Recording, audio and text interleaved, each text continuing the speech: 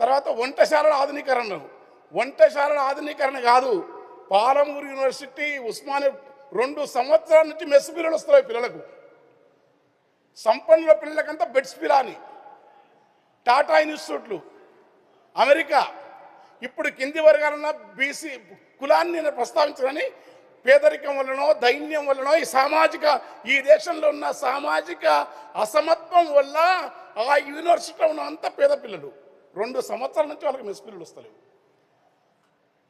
వాళ్ళకు పెట్టకపోతే ఎట్లా వాళ్ళు ఎంత మేధా వికసన రాకపోతే వాళ్ళలో జ్ఞాన రేఖ అయిపోతారు. వాళ్ళకి ఎట్లా మీరు కనుక మెస్సు బిల్లులే లేకుండా ఇన్ని రోజులు ఆపితే, తర్వాత వంట రూములు ఆధునీకరణ చేయడం బాగుంది, కానీ కాంట్రాక్ట్ పద్ధతిలో మీరు ఏమైనా ఇస్తున్నారు, ఎక్కడైతుండ్రో.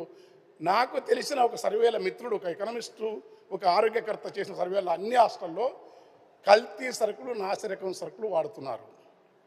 కల్తీ వాడే సరుకు అంతా కలిసి ఏమి కొని తిన్నా కానీ వెంటనే దవాఖానాకి వెళ్తే, తినకపోతే తిప్పుడాయరన్నా, ఎవరన్నా తింటేనేమో కక్కుడాయరన్నా. పంచదారలో ఉన్న కల్తీ, మంచినీళ్ళలో కల్తీ, పాలు నీళ్ళ కల్తాయే, పసుపు పొట్లం వల్ల కల్తీ. పండ్ల రసాలు అనుకుంటే విషము తప్ప రసం లేదు. వేరుశనగ నూనెలో ఎముకల పొడి కల్తాయే, పసుపుల కల్తీ. ఈ కల్తీ సరుకులతోని పేద పిల్లలు తినాలా? మనకు మాత్రం ఆర్గానిక్ ఫుడ్లు, ఆర్గానిక్ హోటళ్ళు, ఆర్గానిక్ ఫామ్ హౌసులు, ఆర్గానిక్ పాలు. ఇప్పటికీ కల్తీనే కాదు, హార్మోన్స్ ఇంజెక్షన్ ఇచ్చి పాలను పొదుగును పెంచితే కొంచెం లాభం వస్తుంది.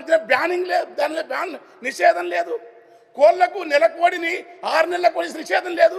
మరి మీరు పెట్టే బడ్జెట్ అంతా నిఘా ఉండాలి కదా. ఏ ప్రజలు ఏం